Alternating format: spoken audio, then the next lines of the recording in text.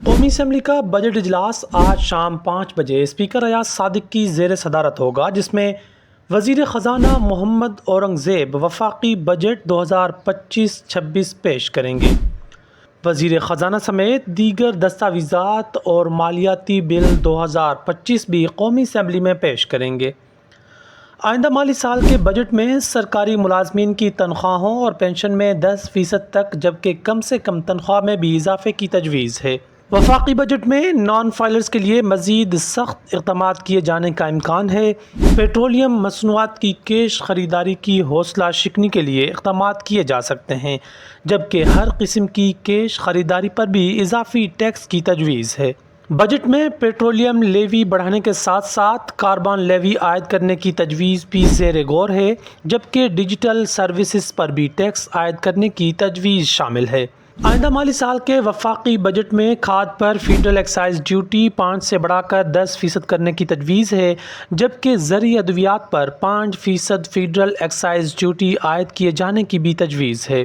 درآمدی گاڑیوں پر ڈیوٹی میں رد و بدل کی بھی تجویز بجٹ میں شامل ہے، جبکہ سود سے حاصل آمدن پر ود ہولڈنگ ٹیکس بڑھانے کی تجویز ہے۔ وفاقی بجٹ میں سود کی ادائیگی کے لیے 8,000 ارب روپے سے زائد اخراجات کا تخمینہ ہے، جبکہ ہنگامی اخراجات کے لیے 300 ارب سے زائد مختص کیے جانے کا امکان ہے۔ بجٹ میں frozen foods, chips, cold drinks, noodles, ice cream, biscuits, frozen گوشت، ساسز اور تیار شدہ خوراک پر 5% ایکسائز ڈیوٹی عائد کرنے کی تجویز ہے۔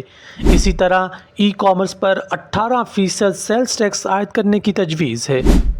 آئندہ مالی سال کے لیے معاشی شرح نمو کا ہدف 4.2% اور مجموعی سرمایہ کاری کا ہدف 14.7% مقرر کرنے کی تجویز ہے، جبکہ مہنگائی کا سالانہ اوسط ہدف 7.5% تجویز کیا گیا ہے۔ بجٹ میں توانائی کے منصوبوں کے لیے 144 ارب، ٹرانسپورٹ کمیونیکیشنز کے لیے 332 ارب روپے، پانی کے منصوبوں کے لیے 109 ارب روپے، جبکہ آزاد کشمیر، گلگت بلتستان اور خصوصی علاقوں کے لیے 63 ارب روپے، جبکہ موسمیاتی تبدیلی کا ترقیاتی بجٹ 2 ارب 78 کروڑ 40 لاکھ روپے مختص کرنے کی تجویز ہے۔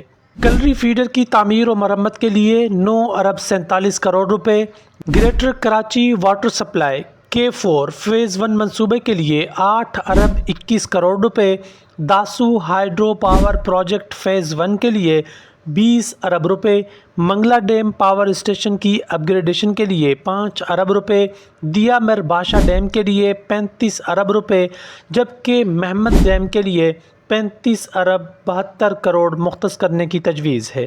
وفاقی حکومت نے پاکستان اسٹیل ملز کی زمین پر خصوصی اقتصادی زون کے قیام کا فیصلہ کیا ہے۔ اس منصوبے کے لیے 50 کروڑ روپے رکھنے کی تجویز ہے۔ آئندہ مالی سال کے وفاقی بجٹ میں انڈائریکٹ ٹیکسوں پر انحصار مزید بڑھنے کا امکان ہے۔ انڈائریکٹ ٹیکسوں کا ہدف 9,723 ارب مقرر کرنے کی تجویز ہے، جبکہ ارشد ندیم کے نام پر بننے والی اکیڈمی کے لیے 23 کروڑ روپے مختص کرنے کی تجویز ہے۔